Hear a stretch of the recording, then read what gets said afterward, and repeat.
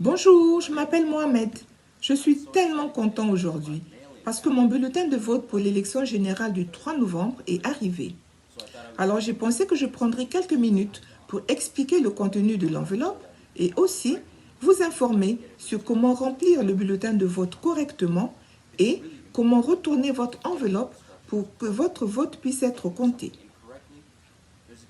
Retenez qu'il est très important de suivre strictement les instructions parce que si vous remplissez mal le bulletin, votre vote pourra être invalidé. C'est ce que nous voulons éviter. Nous désirons à ce que chaque vote puisse être compté. La première des choses à faire lorsque vous êtes en possession de cette enveloppe, c'est de l'ouvrir. À l'intérieur, vous trouverez 4 documents. Un feuillet de couleur verte qui contient les instructions sur comment voter, un bulletin de vote officiel pour les élections générales du Vermont, une enveloppe dans laquelle vous mettrez votre bulletin de vote et la dernière enveloppe qui servira à retourner le document. Voici votre bulletin de vote. La première chose que vous allez remarquer en tenant ce bulletin de vote est qu'il contient des informations sur ces deux côtés. Vous devez remplir les cercles situés à côté des candidats pour lesquels vous votez.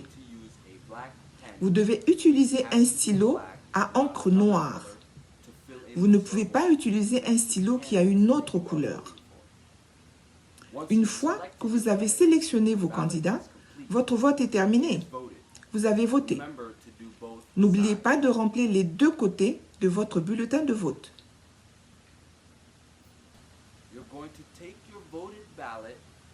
Vous allez prendre ce bulletin de vote, le mettre dans l'enveloppe qui est prévue pour le bulletin de vote. Vous allez fermer cette enveloppe en vous assurant qu'elle est hermétiquement fermée. Vous devez maintenant procéder à la signature de cette enveloppe et cette étape est très importante. Lorsque vous tenez l'enveloppe que vous venez de fermer, vous verrez que sur le dessus, il y a un endroit spécial prévu où vous devez écrire votre nom ainsi que le quartier ou la ville où vous êtes inscrit pour voter. Un peu plus bas, il y a une place prévue où vous devez apposer votre signature et inscrire la date du jour. Vous devez obligatoirement remplir et signer à l'endroit prévu sur l'enveloppe. Sinon, votre vote ne sera pas validé.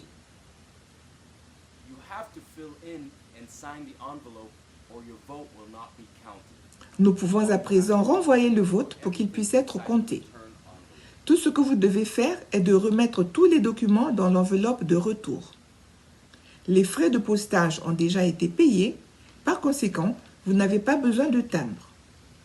Mettez simplement cette enveloppe dans une boîte aux lettres où le facteur la récupérera.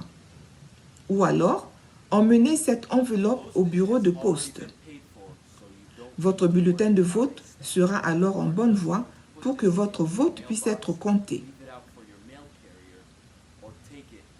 Si vous préférez ne pas utiliser la voie postale pour retourner votre vote, d'autres options sont disponibles. Vous pouvez retourner le bulletin de vote comme celui-ci, scellé, à votre greffier, avant le jour du vote. Vous pouvez également emmener votre bulletin de vote à l'endroit où vous votez normalement le jour même du vote.